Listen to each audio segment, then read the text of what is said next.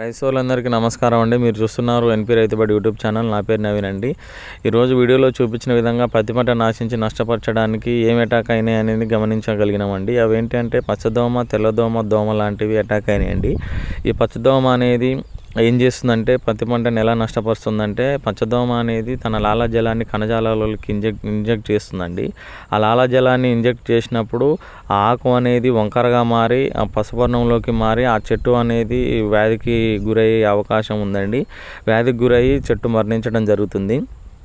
ఈ మన తెల్లదోమ అనేది మనకు ఇది కూడా రసం పీల్చేటటువంటి రకాల్లో ఒక తెగులండి. తెల్లదోమ అనేది రసం పీల్చడం వలన చెట్టు అనేది వ్యాధికి గురయ్యి ఆకు అనేది రాలిపోవడం కానీ ఎండిపోవడం కానీ జరుగుతుందండి. ఈ విధంగా తెల్లదోమ, పచ్చదోమ పత్తి పంట నాశించి నష్టపరచడం జరుగుతుందండి. ఈ రెండింటిని నివారించడం కోసం యూపీఎల్ వాడేది ల్యాన్సర్ గోల్డ్ అని మంచి బ్రాండ్ అండి.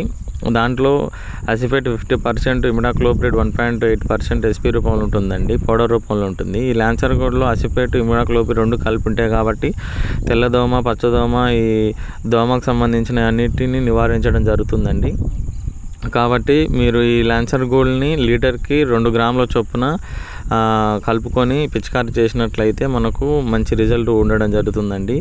ఈ పౌడర్ రూపంలో ఉన్నది ఏం చేస్తుందంటే ఈ వాటర్లో మంచిగా వితిన్ స్పాట్లో కరగడం జరుగుతుందండి. పిచికారీ చేసినప్పుడు కూడా ప్రతి ఒక్క ఆకు ఎమ్మటే వితిన్ కొద్ది క్షణాల్లోనే మనం అబ్జర్వ్ చేసుకొని పచ్చదోమ, తెల్లదోమ, దోమ, ఈ తామర పురుగు లాంటి ఉధృతిని కూడా ఎమ్మటే నివారించడం జరుగుతుందండి. అప్పుడే మనము దిగుబడి కానీ పత్తి పంట నష్టం చేకూరకుండా ఉంటుందండి. వీడియో నచ్చినట్టయితే లైక్ చేయండి, షేర్ చేయండి, సబ్స్క్రైబ్ చేయండి, తోటి రైతులకు షేర్ చేయండి. ధన్యవాదాలండి.